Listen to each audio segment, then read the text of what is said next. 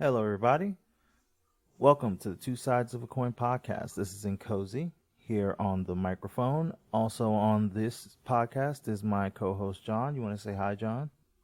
Hey, how's everybody doing? All right. So this week we're going to talk about some of the shakeups that have been happening on the DC side, since we talked about some of the things happening on the Marvel side. And we're also going to talk about the previous video game awards that just happened a few days ago.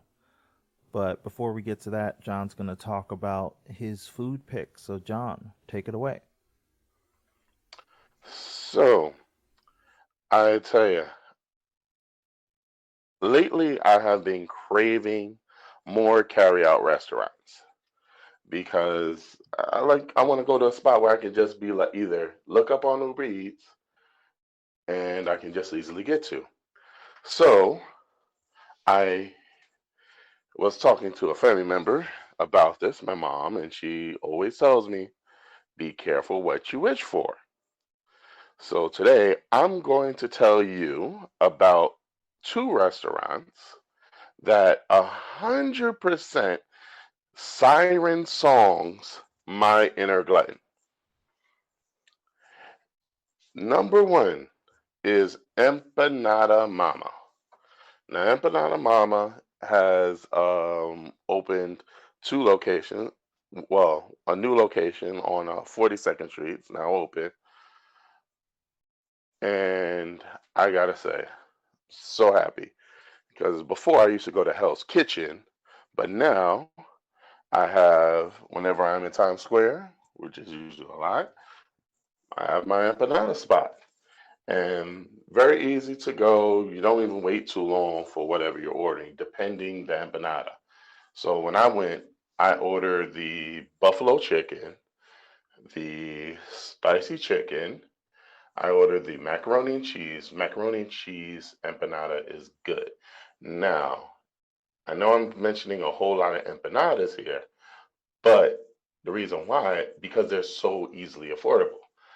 I went in there expecting to spend 20. I came out spending 14.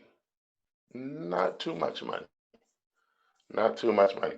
And I didn't overglut. I did not allow it to really take over my whole glut. I was responsible. I ordered, like I said, I ordered the mac and cheese, the spicy chicken and the buffalo chicken, and I ordered the pizza empanada. And it was a pepperoni pizza empanada. Very well made. Each one varied from 465 to less. Like I think the cheapest one I spent was the macaroni and cheese one, which was only like 436. Wasn't much. And I tell you, people definitely check this Empanada Mama to go out on 42nd Street. You're definitely right on 42nd. It's more like on 41st Street and 7th Avenue. Can't miss it. Really can't miss it. It's right next to Midtown Comics. And yes, I gotta say, I really enjoyed it.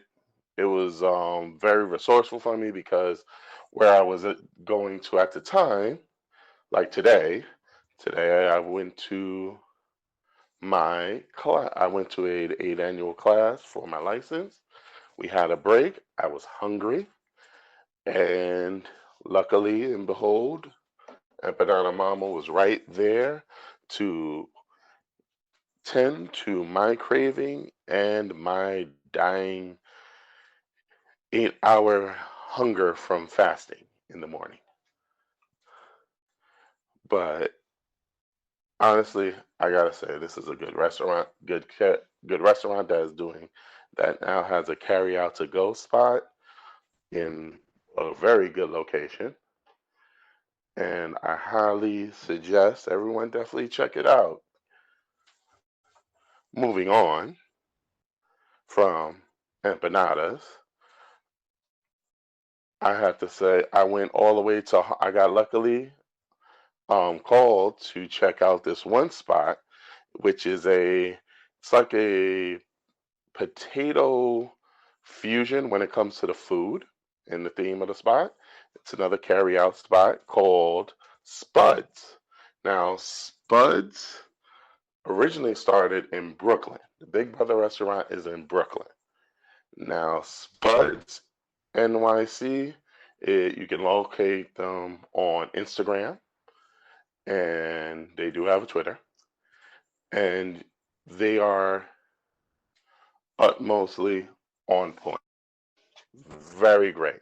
They remind me of like some of these artisan French fry spots I've been seeing everywhere. And when I say you don't hesitate on checking this place out. I'm serious. Don't hesitate on checking this place out. Do not. Do not even question it because this is literally a restaurant that caters to everyone's glutton. If you're a glutton for loaded fries, they got you. If I can make a suggestion, I would suggest getting the Fresh Prince of Bel Air. Yes, Kennedy, they have Fresh Prince of Bel Air. It's the actual name of the fry combo, loaded fry combo. Are you surprised or interested? Uh, I'm Kennedy? just a little surprised, I guess.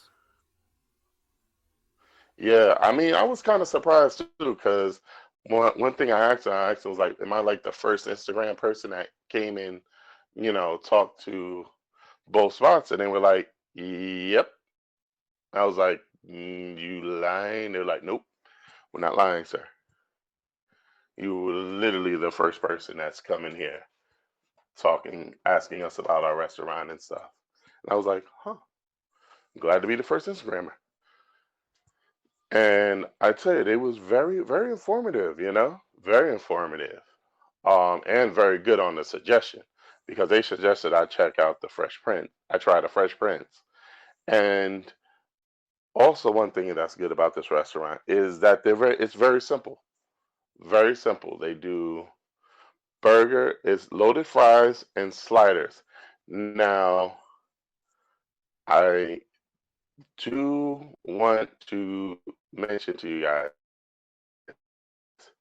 the loaded fries has like a small and a large. The small, which doesn't really look like a small, it looks kind of like a medium, and it's definitely worth if you're just trying to get something you want to eat on the go real quick.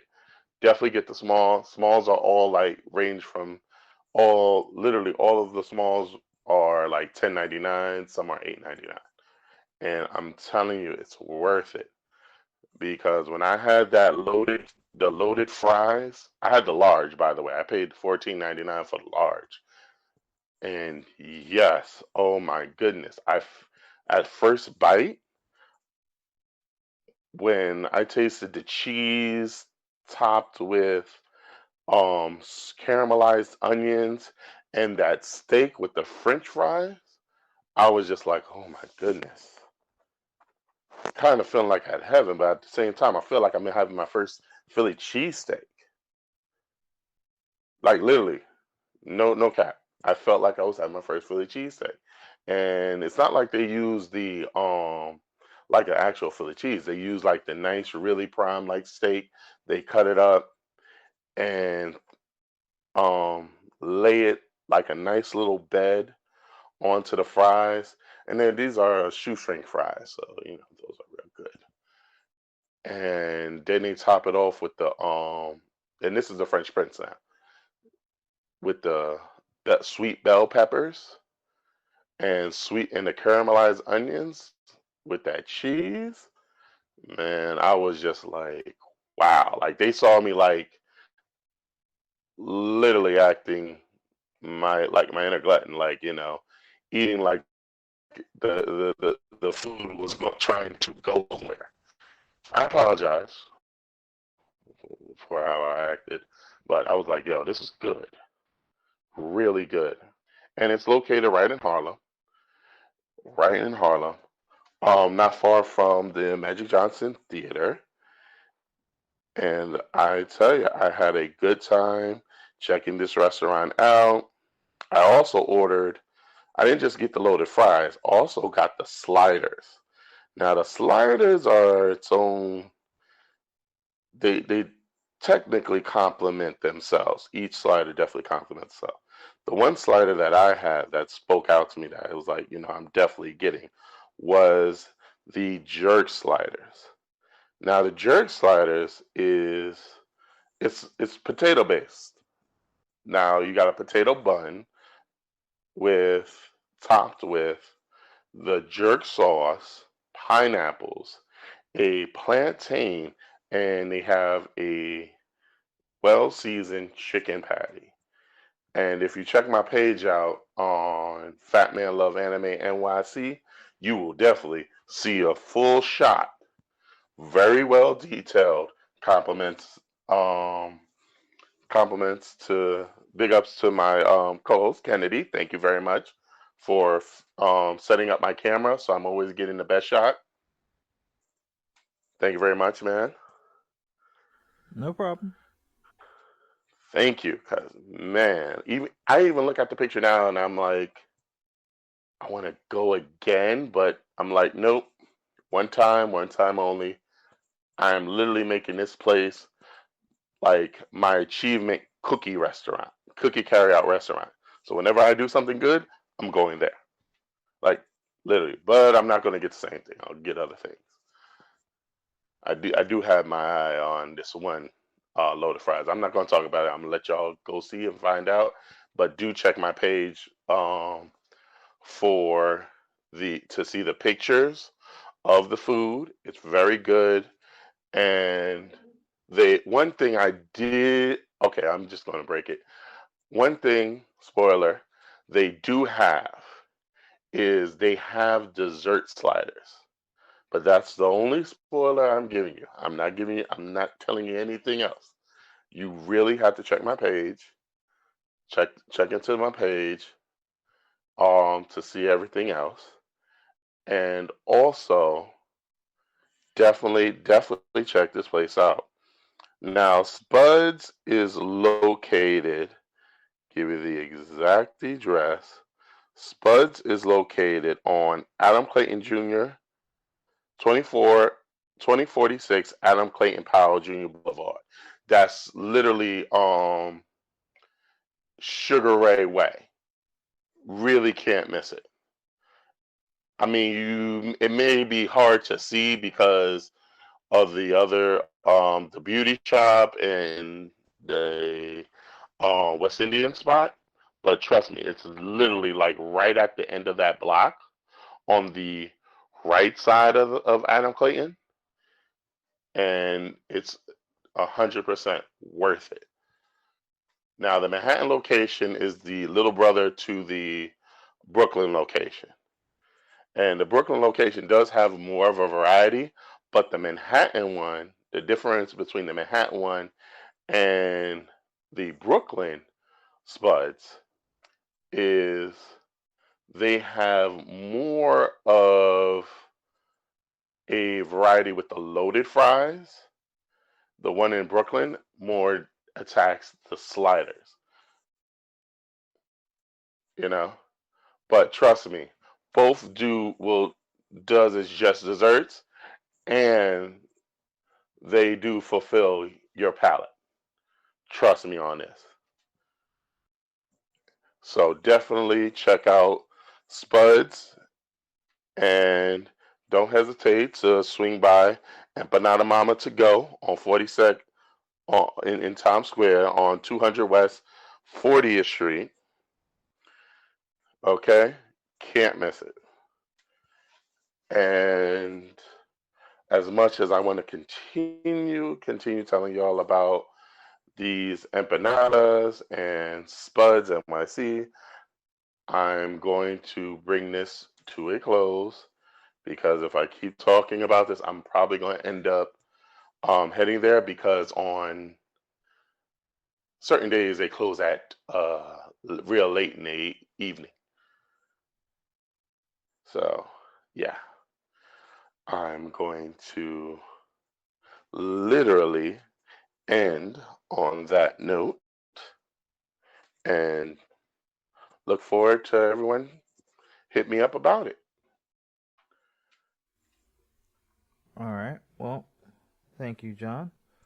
And let's just jump right into our next group of topics. So, last week we talked about some of the changes that were happening over at Marvel, specifically about Bob Chapek now being out and Bob Iger being in. Uh, well, I kind of think if you looked at it on the other hand, even though DC had similar news, where now they have two new studio heads over their DC studios with James Gunn, the big director behind Guardians of the Galaxy, and Peter Safran, this savvy producer, how they're over it and how everybody's happy. I kind of think they wish they had just small things, as in the beloved CEO coming back, because word hit over the weekend that Wonder Woman 3, the much anticipated Wonder Woman after the Wonder Woman 1984 situation, that's now gone. The movie is no longer in production, and that just kind of throws everything into doubt. So, John, how did you react when you found out about the news of Wonder Woman 3 being canceled, essentially? I was kind of saddened though, because I was looking forward to it, but then I had a little doubt because I was like, two, it impressed me. I mean, I was kind of a little bit, um, I kind of got at first, when I first seen it, well, I went off the trailers when I first seen it, which was wrong. But after watching it a second time, I didn't like the story. You know, it's not like they did bad on the story, but I really enjoyed it, and I was looking forward to seeing a three. I was actually tabling to myself which villain would be um would be in three, which was I was tabling between are they gonna do all about Hades, and stuff, or were they gonna bring out or were they gonna do a collaboration with Wonder Woman and somebody, one of the other Justice League heroes, you know? That's what I was expecting. But when I seen that they canceled it, I was like, yo, this is gonna piss off a lot of people. Okay. So I mean, were you upset by it? Them canceling it? I wasn't upset by it. Uh, I'm surprised that you really liked Wonder Woman 1984. Like, what did you specifically like about that movie? Because I didn't necessarily like the movie that much, but what did you really like about it? Because you said I really like the movie. Yeah, I really like the movie. I mean, that armor she wore in it, awesome. Uh, But you said you Like liked the the story. action. What did you like about the story? Yeah, the story I liked about the story was they were talking about some of the villains I liked. They talked about Chitara. They were talking about her they continue talking about how her relationship with the pilot, like how that went down and fizzled out.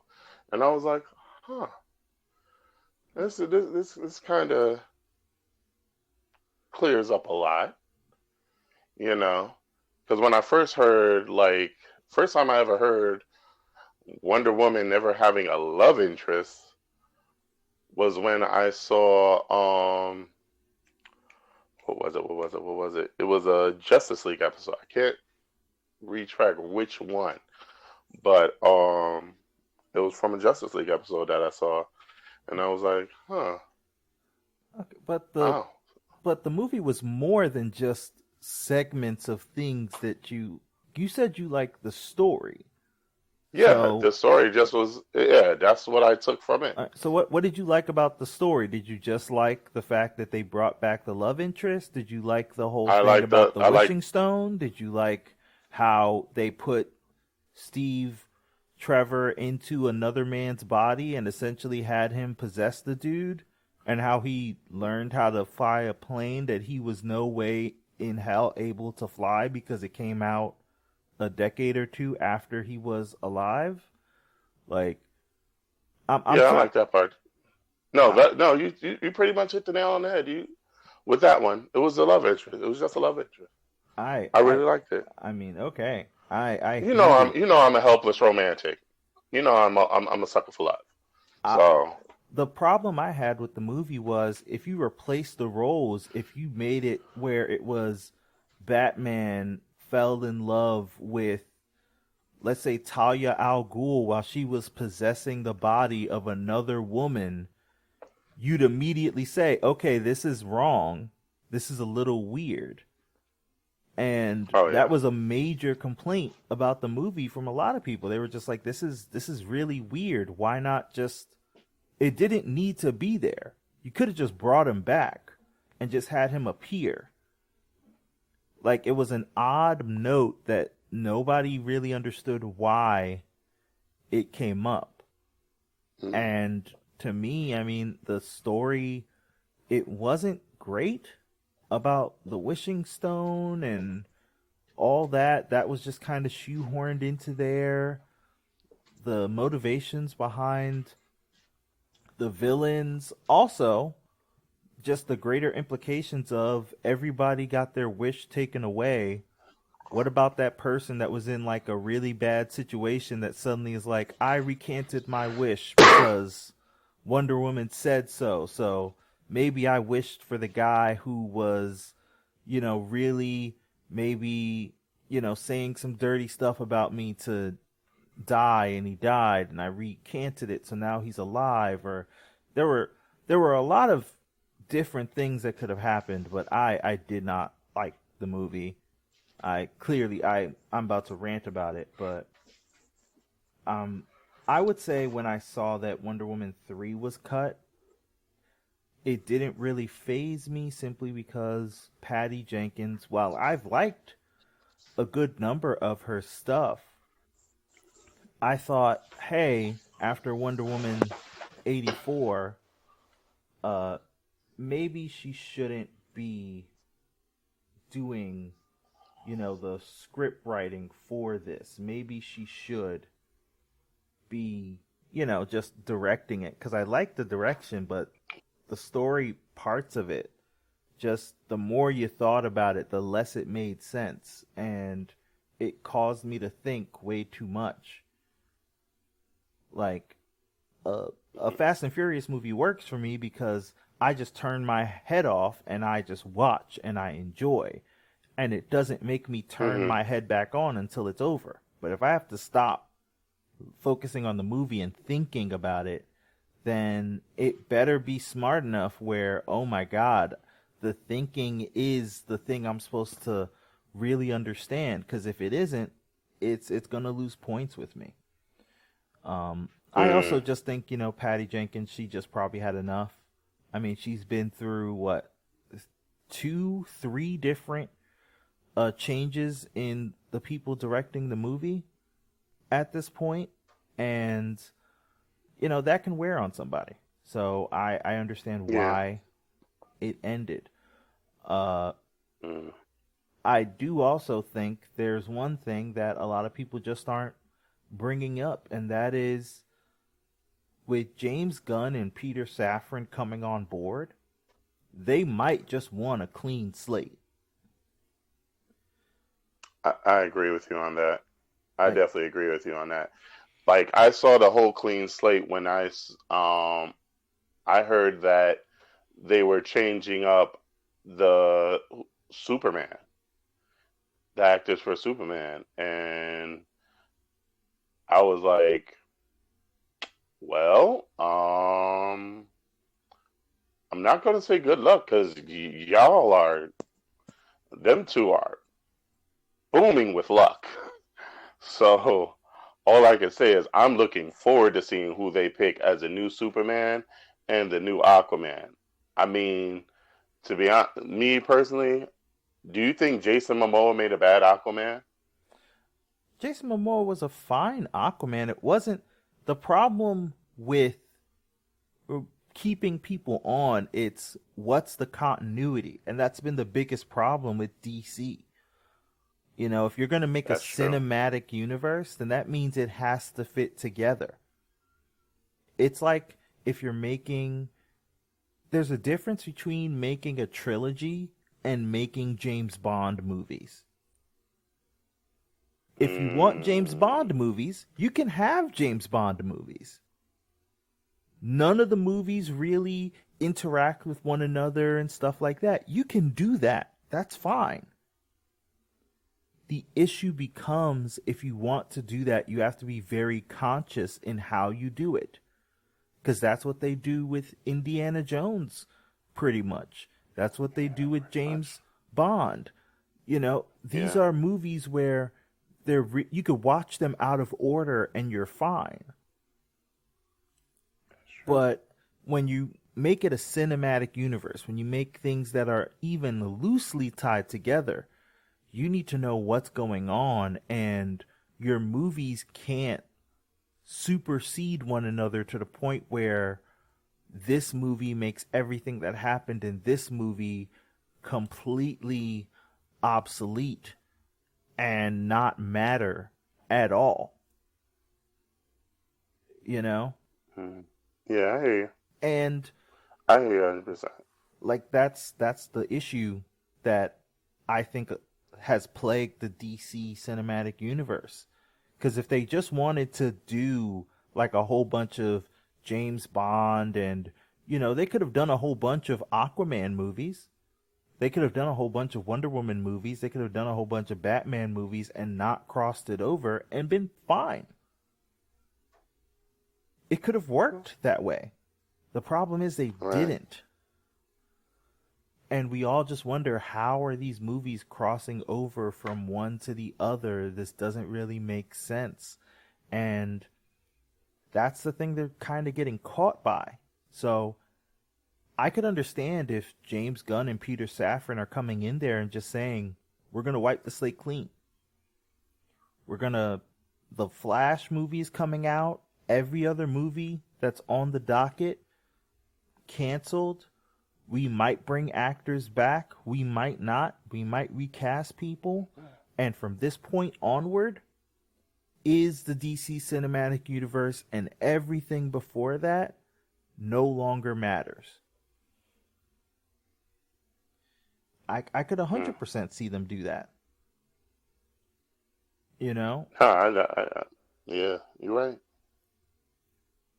I think, but I also think now, because we've talked about this before, with the stories that we want, like James Gunn to get into, like bringing up the Dakotaverse from, Yes, we so want the bringing up Static Dakotaverse. Shock, I mean, bringing up like Icon. yeah, all these other stories that could be told. Miss, am I saying it right? Mr. Terrific? Yeah, Mr. Terrific. Mr. Terrific, the smartest man? Yeah, Mr. Terrific could now be brought up. Honestly, Black Lightning. Black Lightning. I think You were going to say Black Lightning, weren't you? I was going to say Green Lantern. Darn it! That was going to be my next one. Shoot. Well, I think with these moves, I could see them where. Well, let me ask you this: if there is going to be another Justice League, because they could go Justice League, or they could see what happened with The Rock and just say we're going to do Justice Society of America. They could do either one. Oh. It could work either way. If they did another Justice League, who would you want to see as the founding members of the Justice League? No. You What? said Justice Society. You had me at Justice Society. We can talk Justice League, but let's go to Justice Society, please. Okay. Okay. So for just the JSA, I would say Justice Society. That's how I say it. I would love to see them talk about Jay Garrick. I would really like to hear more about Jay Garrick because literally Jay Garrick's whole style, he's like literally the Hermes of the DC universe. Like the fastest god alive. I mean, come on. I They mean, this is AKA the Flash. Jay Garrick, Flash, fastest man alive. I want to see Jay Garrick. I want to hear more about Jay Garrick. You know? they could do that. I mean, that man, wow. Like, they could literally do, I could see them doing, like, probably 3 movies and then, yeah, with the Justice Society. I could see them doing 3 to 4 movies based off everybody in Justice Society. Right, then who would you You want know? in the Justice Society? Ah, man, there's a lot. I mean, you wanted to stop it and talk about the Justice Society, so you can't just be I caught I know, but flat-footed. there's a So lot. There's like, I mean, I want to see. Well, one, I want to see Starman. That's one. Um, I would also want to see Liberty Bell in the Justice Society. Yeah, those are my go-to.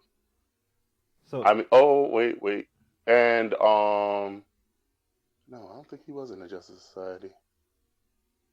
I'm thinking about shoot, I'm thinking about Justice Society. This why is this guy escaping my head? uh, Um, well, Doctor what Fate. Doctor Fate was Justice Society, right? Doctor Fate was in the Justice Society? Yes. Yeah, I want to see his origin story. You know, Okay. cinematically. Now, who I would pick? I mean, I have Well, no, we're a not. We're not getting couple. into. No, no, no, no. Stop. No, we're not getting into who we would cast and all this stuff. No, we're not getting into that Okay, because okay, yeah, let's that's not too do that. much. But Yeah, that's if too you're, much. We don't want to get in trouble. I do not want to. No, yeah. won't do So, that. so But moving on, going to the moving on. What are you going to say? what I was going to say was that with all these different paths going on,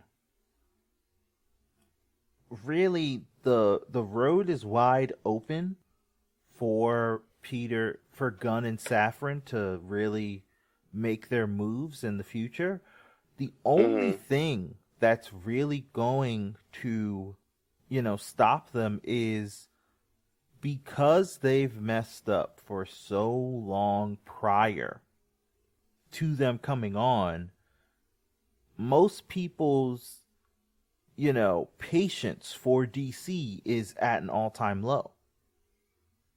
Even Oh though they yeah. have such a wide, catalog and they have so many villains and heroes and everything like that, because they Hmm. have messed up several years in a row, people are not going to view this as, hey, they are setting up the table, let's trust these guys. Sadly, when most people look at this, they're not looking at this from, we're going to dive into this and we're going to really understand what's happening behind the scenes and everything like that. They're going to look at this at the very base level, which is DC's messing up again because they're canceling all these movies. But it wouldn't be like they're messing up again. They're actually doing what we wanted them to do from jump. I, but to the average moviegoer, Oh, yeah. what do you think they're going to see? Well, upgrade for one. I mean, let's I be honest. mean, when no, I'm being honest here because the cinematic universe is stuck. The animated universe was way better. DC animation was way better than DC Cinema. Okay. But the issue isn't about the DC animated versus DC cinema. When you look at the discourse that's happening online, it's not a, hey, these guys are coming in, they are setting their agenda, and they're going to give us their plan soon, and they're really going to stick by it. Most of what I'm hearing is, look at DC mess up again. Or Wow, I was totally expecting different. have you heard differently? I from peers and I've heard that this is a step up. Like DC is finally coming out of the well, okay, yeah, now that I rethink about yeah, some of the stuff I heard I don't want to repeat. But I would say my what I said, DC's finally seen the era of their mess ups and are going in making a new. They're basically redeeming themselves from all their mess ups. I mean, they've made a lot of them, so it's going to take a long time for them to really step up. It's not just going to be one movie and suddenly they're back on track.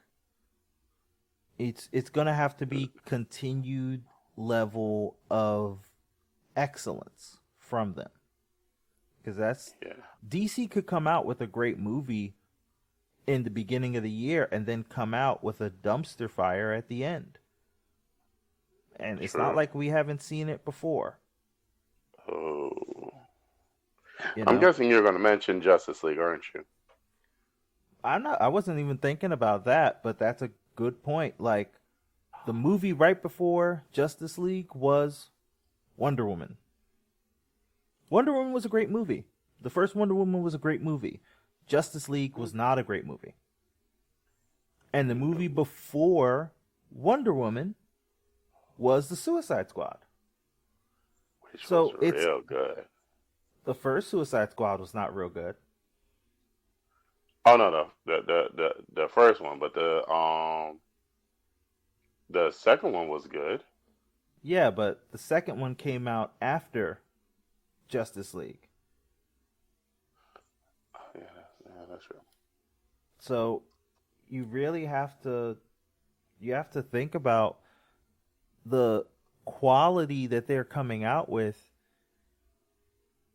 When you look at the other side of the comic book movie powerhouses with DC and Marvel, even though I know that there are people who are disappointed at the Marvel movies, especially in this latest phase, the quality of each of those movies collectively is at a level that DC wishes that it was at.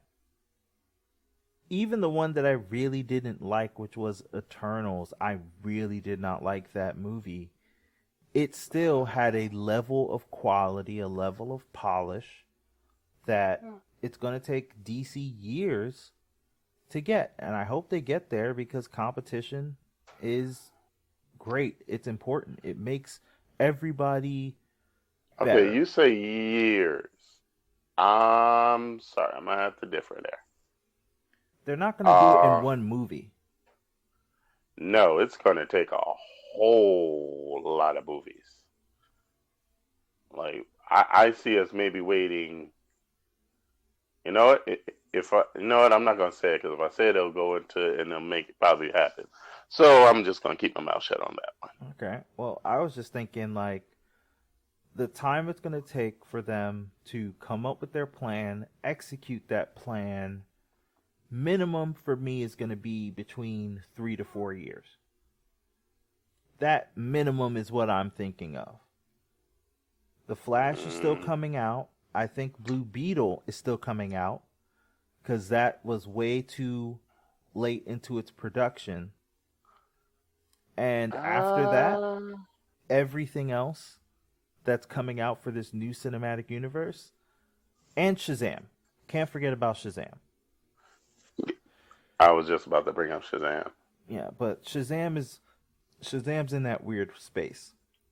Yeah, However, it's we're always kind of Shazam's always been like that guy in that weird space all the time. So yeah, he really has I mean, let's quote the meat and potatoes. You know. yeah, we'll see what they do from here. All I can say is if you really love Henry Cavill and you want him back as Superman, uh the You odds better are start not writing. yeah, the odds aren't looking great in your favor, Nope. you know. But I mean, yeah, yeah. I mean, literally, does not look good. a- Mm-mm. absolutely. So we're gonna pivot from one superhuman character to a bunch of superhuman games in that the video game awards were on recently. Hmm. Now, for those who aren't aware of the Video Game Awards happen every year, and essentially they are, in quotation marks, the award show for video games. It's for video games by video games. It's like the Academy Awards for video games, even though I'm not really sure it's voted on by like journalists. Um. Okay. Yeah, you make a good point there. Maybe it's more like the Golden Globes. Yeah, Thank you. That's what I was going to say. it's It's more like probably Golden Globes, yeah, man. it's more like the Golden Like Globes. Academy, I think was a little like I know they do like Twitch Awards where they at the Twitch Awards they usually no, not Twitch Awards, E Games. E Games usually comes off to me like the Academy Awards for video games because they're announcing so many new stuff, you know, Well, I mean, and they're paying homage. I'm not really paying attention to the trailers. Like that's really the big thing about the video game awards or the e-game awards or anything like that. Really, it's just a lot of marketing for games that are going to happen in the future. It's like a mini E3, only in a much smaller format than anything else. True. Most times when the video game awards come out, we're not talking about the actual awards, except for Game of the Year. We're talking about Mhm. the trailers that we saw. And in every other award show, we're talking about the people that actually received awards on stage. And that's not what happens at the video game awards. No. So let's talk a little bit about some of the trailers that came out because that's the most important thing. And I know the biggest one that I saw was they announced Hades 2. Yes. I love the first Hades. It's a great roguelike game. Roguelike basically means it's a game where there's a lot of failure in it. But the way that failure is built into it makes it a very fun game. Hmm. Now, Hades 2, it looks like it's going to take place with a female protagonist, which is great. I can't wait to see how they're going to bring the story together. We don't know very much about it. I'm very interested to see where that goes. Uh, I know there was a new Transformers trailer as well. Hmm. So we only saw a trailer where it was a guy and he was starting back up an Autobot. So I'm not sure where that's going, but it's going to be interesting. The game is going to be called Transformers. What? Transformers Reactivate. I think So so. that makes sense for what they showed Yeah. us. Um, I just hope this game doesn't. Did you play the Ghostbusters video game? the new one, Hmm. I played a little bit of it. Why? I kind of liked it, but it didn't really hit too much with me. And I'm feel when I saw that trailer, I felt they were kind of. It was kind of like the same as that game. So do you think it's going to be a PV? You think it's going to be a PvP game primarily? Hmm. That makes sense. Yeah. I mean, I could be wrong, and I might just get surprised and be like, "Wow, I may have put my foot in my mouth when I said what I said just now." It could be possible. You I know, We probably won't know until we see the game, right? but it's very early in the trailer. It was very rough, so I don't know exactly what we're going to get. We could get a PvP game. I hope that it does have at least a small single player campaign. Right. We also saw there's a new Hellboy game coming out. It's called Web of Weird. Yeah, I like the art style for that one. Uh, that art style was really nice. mm-hmm. I uh, like how they detailed Hellboy in this really well. yeah, no, the art was great in that one. I'm really looking forward to how it progresses. The other big game that was announced was obviously, Star Wars Jedi Survivor, the Yeah. sequel to the last Star Wars movie, which was great because we're seeing an older Cal Kestis. Hmm. Did you play that game, John? Um, that one I didn't get to. I played a little bit of it, but like, I was holding it for a small amount of time. I didn't get to play it fully like I wanted to, but I like the game. Game's good. It has good control. Art and graphics are highly piqued my interest, and I can't say I was disappointed. No, I absolutely agree. It looked great.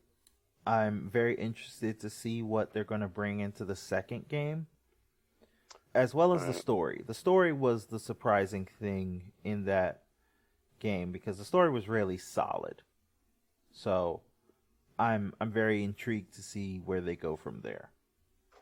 Right. Uh, we got a confirmation that the weirdest game in the past decade, or one of the weirdest, Death Stranding, that's getting a sequel. Yeah. The Hideo Kojima Weird Fest is ongoing. Now, I like Hideo Kojima. I think he is a great director. I think he can make some great games. I think Hideo Kojima though is one of those guys where he makes his best stuff not when he's given free reign. I think he makes his best stuff when you give him restrictions and you tell him this is what you have to work in. Like there are Yeah, some I agree with you on that one. I mean there are some people who can you give them an unlimited budget and they will make an amazing thing, and there are others who you Hmm. say, "Hey, you can make something amazing, but I gotta watch you. Because if I don't, you're gonna make something super weird. You know? Yeah. Because you know what it reminds me of when I look at Hideo Kojima? Um, it relates to Broadway for the most part. Uh, so you know The Lion King on Broadway, right? Yes. Amazing show. If you have not seen The Lion King, you should go watch The Lion King. It's a great show. You know, it's got a lot of great art design, the story, all that stuff. It's great, right? But Real great. Yes, it would is. it surprise you that the person, the original director uh behind The Lion King also had another play on Broadway years later, and that was considered one of the biggest Broadway bombs to happen?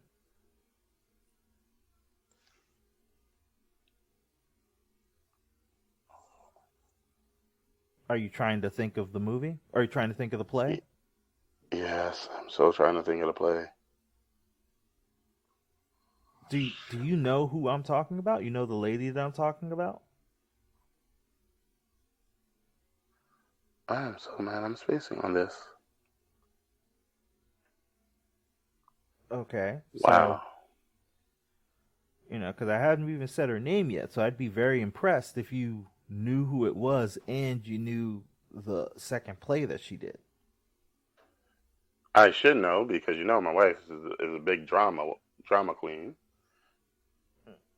Well, irregardless of that, while she did Uh, do The Lion King and that was super successful, she also was the original director behind a certain comic book play that came out on Broadway and it bombed pretty spectacularly,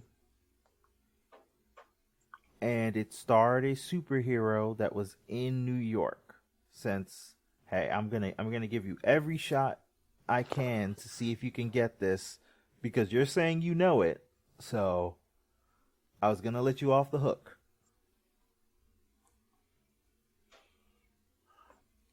um, I'm scared to say it. Go ahead, say it. Are we talking Spider-Man? We are talking Spider-Man. God dang it! Why? Spider-Man Turn Off the Oh Dark. man, not again! This Not again! the same lady that did The Oh Lion King man. did Spider-Man Turn Off the Dark. And a lot of us said it wasn't a wise decision. It wasn't a wise decision. A lot of us said it wasn't a wise decision. They lost tens of millions of dollars on that Broadway play. Oh, But you gotta consider this. This is a lady that came out with a play that is still playing on Broadway over a decade later. that's Massively true. successful in The Lion King. Massively successful. And she then came out with Spider-Man Turn on the Dark.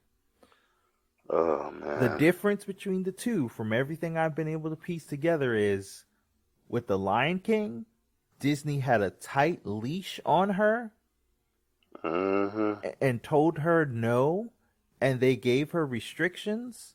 Whereas when it came to Spider Man Turn Off the Dark, the people that were in charge of that did not give her restrictions and told her she could do whatever she wanted. So, to bring it back to my point, that's how I feel about Hideo Kojima. I think he is Okay. an amazing director. I think he can come out with some of the best stuff you will see. I do think that he comes out with his best stuff when he has restrictions versus you let him do whatever he wants. Because I played the original Death Stranding and I was I was unimpressed to say the least. Meanwhile, we all love him for his Metal Gear Solid games. Oh yeah. But you think about that, he had restrictions when he made those Metal Gear Solid games. So he couldn't Yeah, do make money. everything he wanted to do. Nah, they put that was yeah. They had that brother gunpoint when must have had that dude gunpoint when he was directing those. Like you better not pull something out of your hat. You better do exactly what we say. And that's a big thing when it comes to creative expression. And that is when you make something, sometimes the best things that are made aren't made with just full creative freedom, but they're made because, hey, there are restrictions, so we have to get creative. It's the difference Mm-hmm. between like how in the original Evil Dead movie, the way that they made a steady cam is they just put a camera on a 2x4 and they ran that through the woods in order to make that into a steady cam. Now, if they had the money, maybe they could have bought one. But they didn't, so they improvised and it worked great. The Also, here's another thing to bring it back to Marvel we were talking previously about. In the Yeah. original Avengers movie, the Hulk was not supposed to be there. The Hulk was not supposed to be there. They actually wanted the Wasp to be there. They were told no, and then we got the Hulk. Now, I think the Wasp could have been a great add to the movie. We I still think got, if yeah, okay, I think if they had went with the Wasp, it would have been something rushed. That's I'm. my opinion. It could have been, you know, I It think, would have been rushed. I think if they went with the Wasp, you would have had a different franchise. But we got the Hulk, who everybody loves, and we got the Evangeline Lilly Wasp, Mm-hmm. who everybody loves as well. So Right. I think we got the better end of it, and Instead of getting the short end of a stick, yeah. so that's what I mean when I say that at the end of the day, we love Hideo Kojima. We're probably going to play Death Stranding too.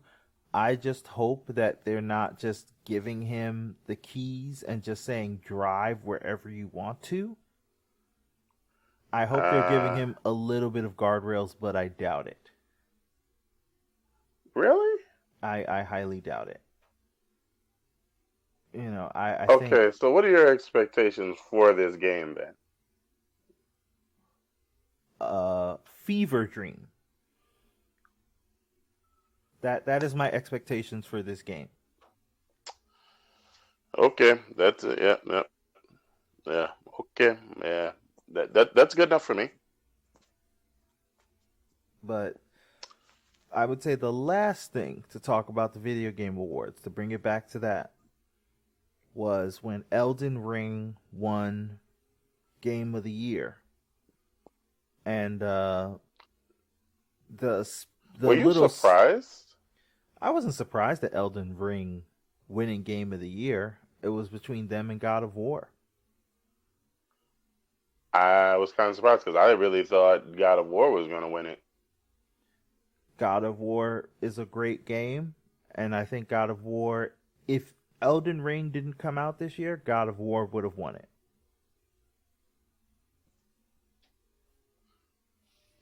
Yeah, good point. I think God of War Ragnarok was such a great game. I just think Elden Ring had so much momentum, and it the story that it told was so interesting that it kept that momentum throughout the year. And I don't think God of War Ragnarok could have overcame it so late into the year. Nah, yeah, you're making a point.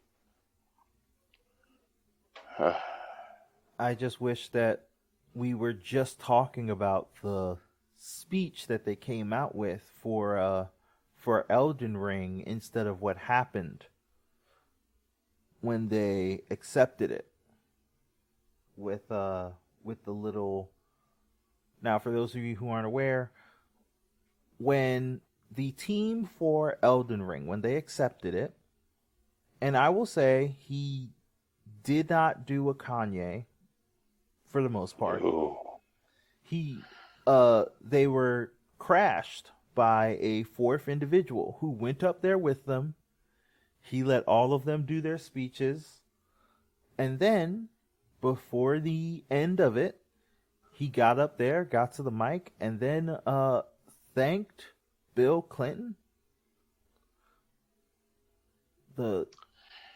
Yeah, that. So you really don't call that a Kanye? It's kind of in the Kanye waters, dude.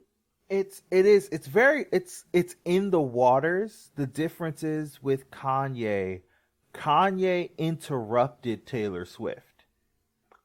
Ooh, good point. He did not interrupt any of those people. He let them finish all their speeches. Then once they were done, he went up there and said his thing. You know, because Kanye just went up there right in the middle of it and was just like, I'm going to let you finish. But that's not what this guy did. It's Kanye-esque, but in a certain way, it's the classier Kanye. It's Kanye plus. I agree with you. This dude did a Kanye plus. So I obviously when it happened, we were all wondering what the heck, who was this guy? So I did some research to find out a little bit about him. Do tell. So the guy's name is, at least his online persona is, from what I understand, it's called Matan Evan. And this came out in articles later on. This is not his first time interrupting live events. So apparently he did the same thing at BlizzCon in 2019, where he interrupted a World of Warcraft panel. What? Also, he did it during an LA Clippers game. So when they do the fan cam at basketball games? Yeah. Yeah, of course. Apparently, I've always wanted to be on. He flashed some conspiracy stuff on the fan cam. I'm weak. Yeah, I can't make this stuff up. I'm weak. So I'm weak at the sound of that. And remember, it's not us judging the guy, obviously. No judgment. It's just, it always surprises me how much you can get away with when you walk with confidence.